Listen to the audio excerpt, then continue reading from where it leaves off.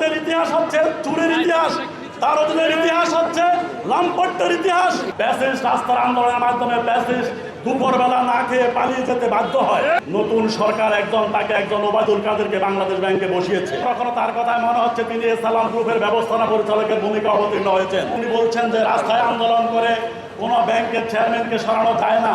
আমরাও বলতে চাচ্ছি যে রাস্তার আন্দোলন করে কোনো প্যাসেজকে সরাতে হয় না। প্যাসেজ রাস্তার আন্দোলনের মাধ্যমে প্যাসেজ দুপুরবেলা না খেয়ে পালিয়ে যেতে বাধ্য হয়। আমরা চাই যে যদি তিনি ব্যক্তিত্ববান হন, রুচিশীল ব্যক্তি হন, তিনি এই জনদাবির প্রতি আকৃষ্ট হয়ে তিনি এখান থেকে পদত্যাগ করে তিনি স্থায়ী ব্যাংকে তার আগের সমূল ধারায় পেরে যেতে সহায়তা করবেন, এটা হলো আমাদের প্রত্যাশা।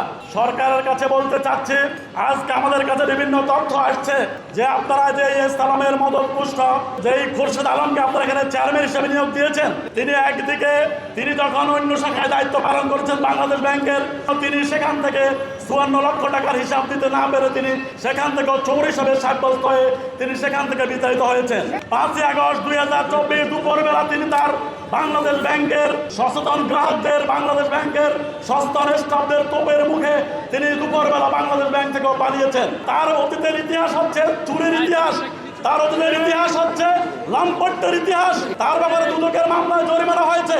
গতকাল বাংলাদেশ ব্যাংক কত নির্লজ্জভাবে বলছেন যে তিনি ঋণ খেলাপি না, তার স্ত্রী ঋণ খেলাপি। এই নির্লজ্জ একটি বাংলাদেশ ব্যাংক, তার মানে কি তার স্ত্রী ঋণ খেলাপি?